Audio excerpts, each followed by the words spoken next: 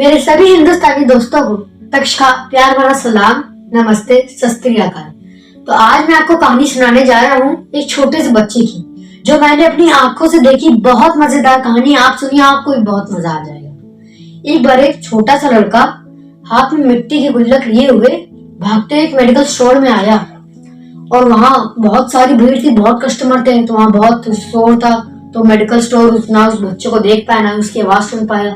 वो लड़का बहुत देर तक मेडिकल स्टोर वाले अंकल को बुलाता रहा, पर उनका ध्यान उस पर गया ही नहीं। बच्चे को थोड़ा सा गुस्सा आया, उसने अपनी मिट्टी की गुल्लक उस मेडिकल स्टोर के काउंटर पे कस के रख दी। फिर सब जितने लोग थे सब लोग शांत हो गए। फिर मेडिकल स्टोर वाले भी अंकल ने भी उसे देखा।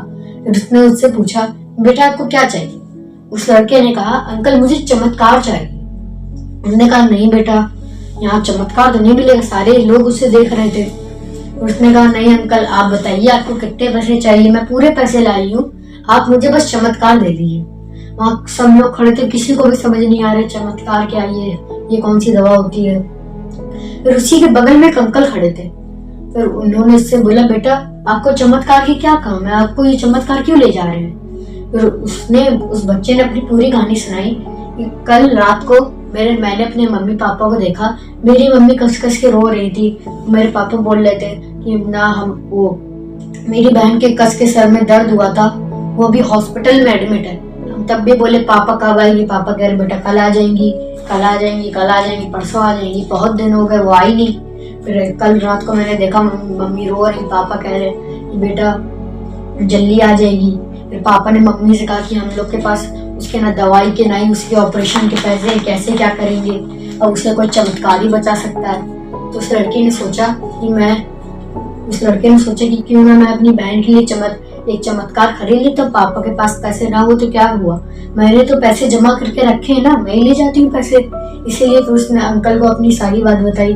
फिर उस अंकल ने कहा, फिर उसने कहा कि बेटा तुम्हारे पास कितने पैसे हैं? लड़के ने सुनते ही अपनी गुल्लक जमीन में छोड़ दी, और वहाँ सारे लोग उसे देखने लगे। उसने पैसे उठाए और गिनने लगी। कुछ देर बाद उसने कहा, सारे पैसे लेकर, मेरे पास पूरे 24 रुपए हैं। फिर उन अंकल ने कहा, जो उसके बगल में खड़े थे, उसने कहा, हाँ बेटा तुम्हारे पास तो पूरे पैसे हैं, इतने का तो ही आता है चमत्कार। वो लड़की से सुन के लड़का बहुत सुन के खुश हो गया कि चलो मेरी बहन का ऑपरेशन हो जाएगा। वो लेकर गई अपने पिताजी के पास। उसने कहा कि आइए मैं अपने आपको पापा से मिलाती हूँ। उसके फिर पता चला कि वो कोई नॉर्मल इंसान नहीं था, वो एक ह्यूमन सर्जन था। वो एक दिमाग के ऑपरेशन के डॉक्टर थे। उसने खाली 24 रुपीज में उसके बहन का ऑपरेशन किया, और फिर कुछ दिनों बाद उसकी बहन घर भी आ गई। फिर घर में भी उसका कुछ तबीयत खराब रही थी, फिर कुछ दिनों बाद वो भी ठीक हो गई।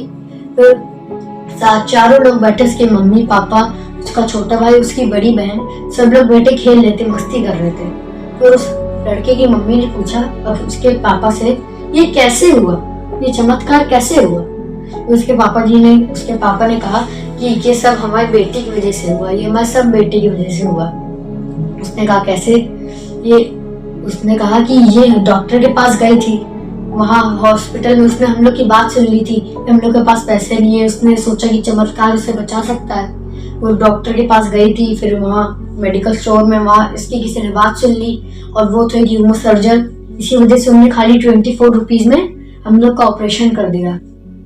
ये छोटी सी कहानी बहुत बड़ी सीख देती है उस बच्चे की, कि हम कभी भी जिंदगी में, अगर कभी कभी ऐसा होता है कि हम लोग रास्ता भटक जाते, तब हमारे अंदर का बच्चा जो कोशिश करने में कभी पीछे नहीं हटता, वो हार मानने को तैयार नहीं होता, क्योंकि उसको ना शब्द समझ नहीं आता।